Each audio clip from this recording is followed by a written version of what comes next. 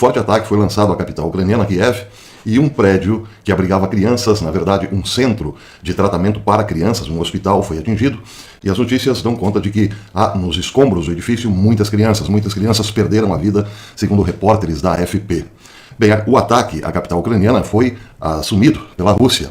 Diz o RT News que as Forças Armadas russas lançaram um ataque massivo às instalações militares e bases aéreas ucranianas hoje, segunda-feira. Isso foi confirmado pelo Ministério da Defesa da Rússia. A ofensiva foi realizada com o uso de armas de alta precisão e longo alcance, em resposta às tentativas do regime de Kiev, diz o comunicado, de danificar instalações energéticas economicamente importantes para a Rússia. Todos os objetivos foram alcançados, disse o comunicado do Ministério da Defesa.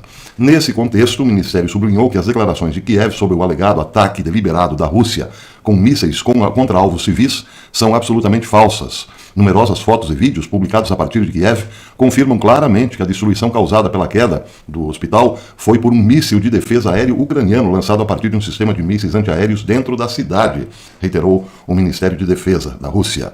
A organização indicou que histerias semelhantes por parte do regime de Kiev sempre ocorreram na véspera de outra reunião, a que está programada para Washington, a cimeira da OTAN em Washington, e não é o primeiro nesse caso.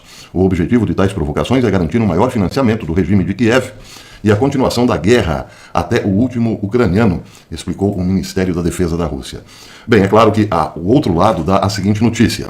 A Rússia lançou dezenas de mísseis contra cidades ucranianas na segunda-feira, hoje, num ataque que causou pelo menos 20 mortes e destruiu parte de um hospital infantil em Kiev, segundo fontes oficiais. Pelo menos 10 pessoas morreram e outras 35 ficaram feridas no ataque à capital ucraniana, segundo autoridades locais. O governo polonês informou que o presidente Volodymyr Zelensky estava em Varsóvia antes de viajar para a cimeira da OTAN em Washington. Explosões foram ouvidas e fumaça preta pode ser vista subindo do centro de Kiev, informaram os jornalistas da AFP que estão na capital ucraniana. Imagens distribuídas por autoridades do Centro Médico Infantil de Kiev mostraram pessoas escavando pilhas e escombros, fumaça preta subindo sobre um prédio destruído e equipes médicas com roupas manchadas de sangue. Fumaça preta subindo sobre um prédio destruído e equipes médicas com roupas manchadas de sangue. Zelensky, as imagens realmente são muito fortes. Zelensky disse que há um número desconhecido de pessoas presas sob os escombros do hospital infantil Okmatidit. Não ficou imediatamente claro quantas morreram. Segundo o chefe da administração militar regional, Sergei Popko, 5 crianças foram retiradas do prédio destruído para a reencarnação. Vsevolod Dorofiliev, instrutor veterano de uma unidade médica voluntária, disse que houve mortes, mas não soube informar quantas, nem se eram crianças ou adultos. Já o presidente ucraniano observou no Telegram que o hospital infantil Okmatidit, em Kiev, é um dos mais importantes não só na Ucrânia, mas também na Europa.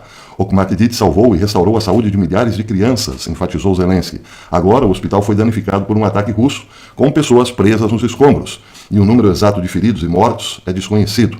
Agora todos estão ajudando a retirar os escombros, médicos e pessoas comuns, explicou Zelensky, sublinhando que a Rússia não pode alegar que não sabia para onde voavam os seus mísseis e deve ser totalmente responsável por todos os seus crimes, contra pessoas, contra crianças, contra a humanidade em geral, disse Zelensky. E acrescentou, é muito importante que o mundo não fique calado sobre isso agora que todos vejam o que a Rússia é e o que está fazendo, insistiu ele.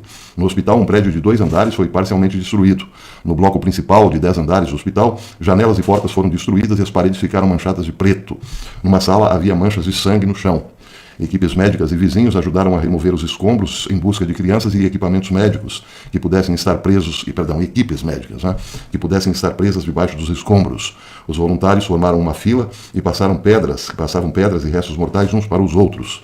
A fumaça ainda subia do prédio e voluntários e equipes de emergência trabalhavam com máscaras. O ataque forçou o hospital a fechar e evacuar. Algumas mães carregavam os filhos nas costas. Outros esperavam no quintal, nas dependências do hospital, com os filhos enquanto os telefones dos médicos tocavam sem que ninguém atendesse. Bem, é claro que a questão é bastante polêmica. É muito difícil para a Rússia defender-se desse ataque dizendo que não foi um míssil seu. Dizem, então, os especialistas aí do Ministério da Defesa que o hospital foi atingido por um míssil que saiu de Kiev, da própria capital ucraniana. É difícil provar porque foi justamente no momento em que a Rússia lançava um ataque pesado sobre a capital. E aí, como dizer que um daqueles mísseis não era seu? Bem, essa é a questão no momento. Por outro lado, é claro que a Ucrânia se servirá disso na cúpula da OTAN para, como disse aqui o Ministério da Defesa, conseguir mais dinheiro. Mas não é só dinheiro no momento o que a Ucrânia quer, e nem a OTAN. A OTAN quer sim entrar definitivamente no conflito e está sendo barrada ainda pelos Estados Unidos. mas esta barreira de contenção dos ímpetos da OTAN já está bastante enfraquecida no momento. A questão é saber quem está liderando os Estados Unidos nesse momento. O grupo que lidera Biden, que por sua vez lidera oficialmente os Estados Unidos, é que ainda não quer entrar diretamente no confronto, ou seja, enviando tropas americanas para lá. É uma questão um pouco agora de estratégia, de tabuleiro de xadrez. Mas, como disse, uma vez que esse muro de contenção seja rompido, então é claro que teremos definitivamente um confronto entre OTAN e Rússia. Outra notícia que preocupa e chama a atenção é que submarinos russos estão próximos da Irlanda, foram avistados várias vezes nos últimos dias, próximos à Irlanda.